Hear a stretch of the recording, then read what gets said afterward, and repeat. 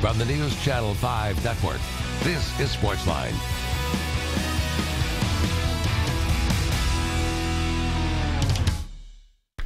All right, everybody, welcome to SportsLine. John Burton pressed into service on this Tuesday evening, but certainly happy to be with you, filling in for Steve Lehman again, who is recovering nicely from the injuries he sustained in his car accident. Again, if you'd like to send him a get well tweet, he'd love to hear from you. It's either at Steve Lehman or at NC5_Steve Lehman. And while we're at it, if you'd like to tweet me, you can tweet me at John Burton32 or at NC5_John Burton. Love to hear from you tonight, as it is game week in the National Football League. Of course, Vandy and UT, Middle Tennessee State, they've all played.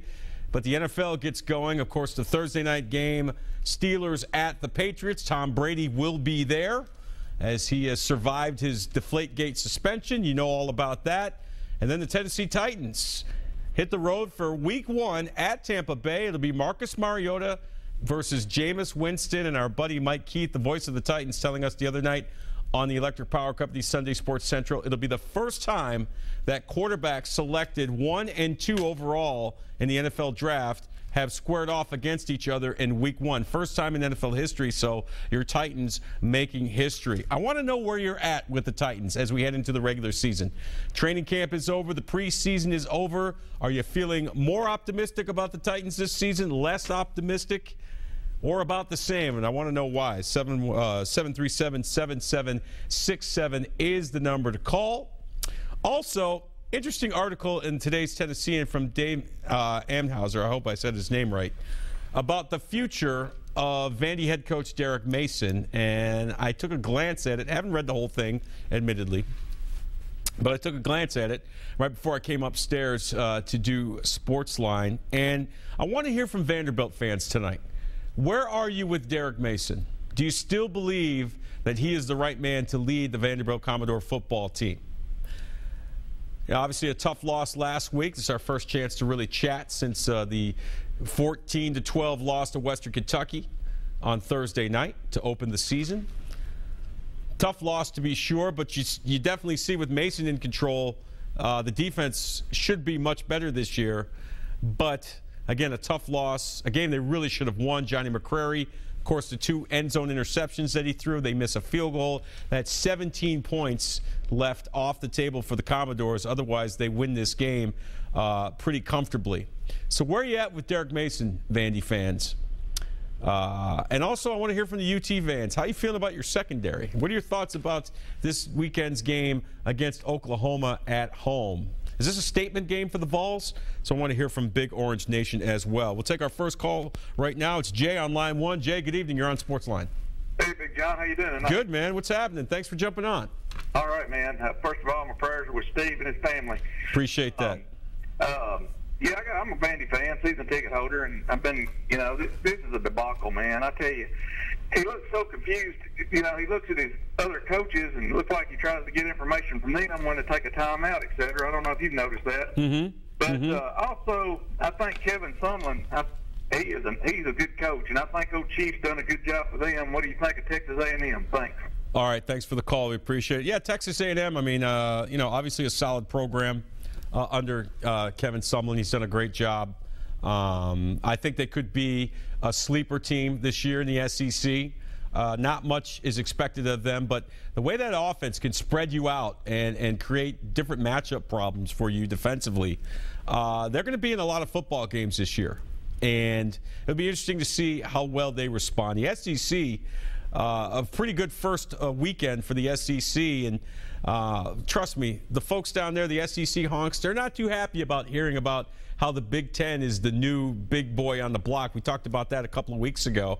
They went 12-1. The only loss by an SEC team was Vanderbilt to Western Kentucky. 12-1 last week. I believe 6 games decided by 20 or more points.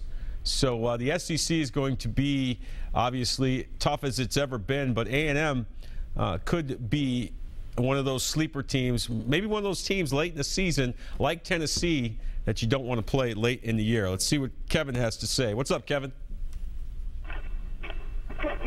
Kevin, you there? Hey, man, how are you today? Good. What's happening? Thanks for jumping on. What's on your mind tonight?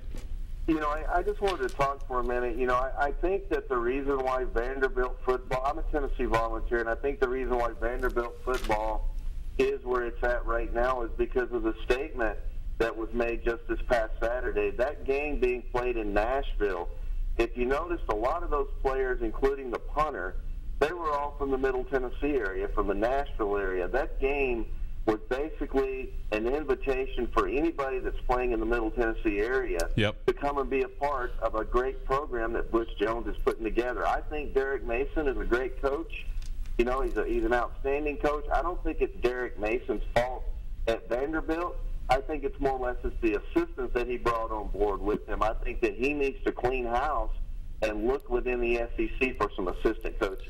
Well, think about it, Kevin. You know, he did do a bit of that. You know, he got rid of his defensive coordinator, made himself defensive coordinator. He has a new offensive coordinator, a guy that, you know, had some success, albeit not in the SEC.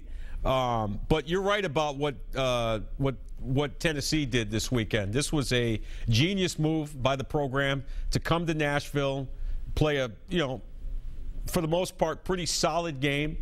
It's a great recruiting tool for Middle Tennessee, you know, for the players in Middle Tennessee. And, you know, Butch Jones has done a masterful job in recruiting. I mean, a top 5 class pretty much every year he's been there. I just wonder, you know, James Franklin kind of left the cupboard bare when he left as it was. It was going to be tough for James Franklin had he stayed last year at Vanderbilt. And with the way that Butch Jones has gone out and recruited some of these athletes from Middle Tennessee State, guys like somebody like Derek Mason at Vanderbilt is really behind the 8 ball a lot, isn't he? Kevin, you still there? I guess Kevin has left us. Kevin, we appreciate the call. Where do you come out on this? UT fan, Vanderbilt fan. Want to hear from the Vanderbilt fans? What are your thoughts on Derek Mason? Is he still the guy to lead the Commodores football program? Do you give him more rope to try and turn things around? I mean, they got Georgia coming in this weekend. I believe the Bulldogs opened as a 19-point favorite in this game.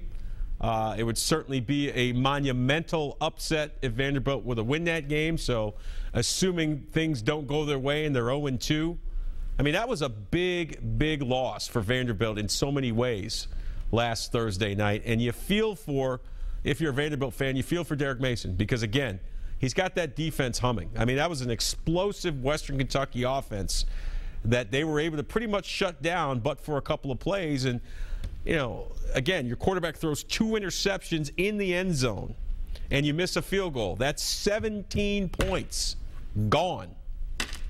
They score 7. They get those 17 points. They win by about 10 points. The way that defense was playing, I don't think there's any way Western was able to come back. But too many turnovers. You know, and I think the offense, Ralph Webb aside, and a couple of the tight ends, Shoy's pretty good. I just don't think Vanderbilt has enough playmakers to make a difference in these SEC games. I mean, Jordan Matthews is long gone. Zach Stacy is long gone. Where are the playmakers? Where are the big plays going to come from? Trent Sherfield played all right late in that game, caught the touchdown pass that made it close before they came up short on the 2-point conversion. So I just look at Vanderbilt right now, and I think they're behind the 8 ball. I think Derek Mason is behind the 8 ball in terms of recruiting. I think he's behind the 8 ball in terms of bringing in playmakers that can make a difference offensively. Defensively, they're going to be okay. But offensively, I think they're going to struggle this year. Let's see what Marty has to say on line 1. What's up, Marty? Hey, how are you? Good, man. Thanks for jumping on. What's on your mind? I was going to talk about Vandy, this game against West Kentucky. Have at it. What do you got? I think they should have won the game, man. It was down the red zone 2 or 3 times. I don't think they let the quarterback use his legs enough. And Webb, they didn't use him enough down the goal line.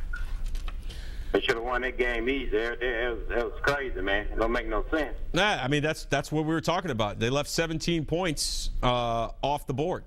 Yeah, games like that, they got to win. But you know, and Spencer Pulley, the Vanderbilt center, brought up a good point. You know, it wasn't all Johnny McCurry's fault. You got goal to goal at the 1-yard line. You know, that's when your offensive line is supposed to impose their will on the defensive line. You're supposed to punch it in from the 1-yard line. Yeah. And that didn't happen. And again, McCrary made 2 horrible passes, 2 bad decisions, which cost him the football game. But they should have taken care of business with goal to goal at the 1-yard line. Let me ask you about Derek Mason. Is he still the guy to lead this program? Do you still have faith and confidence in Derek Mason? Yeah, I got confidence in him. Yeah, but he can't play for him, man. They got to get. I mean, like I said, the offensive line, they got to get down there and post the wheel. They got to be mean. You got to be mean. Yeah, especially on goal line situations. You're absolutely right. And thanks for SEC, man, they need to get in there and tighten up. They can do it, but they got to believe in themselves. Well, you need playmakers. So much, man. Well, look, in the SEC, as I said earlier, you need playmakers. Where are the big plays coming from? Like I said, Jordan Matthews is not walking through that door. Zach Stacy's not walking through that door. Jay Cutler's not walking through that door. They need guys, especially wide receivers on the outside. Ralph Webb's going to be fine. You don't worry about him. But you look at defenses now. Look what Western Kentucky did in that game. They basically loaded the box and said, Johnny McCrary, you can't beat us. We're going to stop Ralph Webb because we feel like you don't have enough playmakers either at the tight end or wide receiver position to scare us. And for the most part, it worked. Yeah. All right, man. Thanks for the call. We appreciate it. You can jump in where he left off. We will take our first break of the evening. We'll come back and we'll talk some Titans.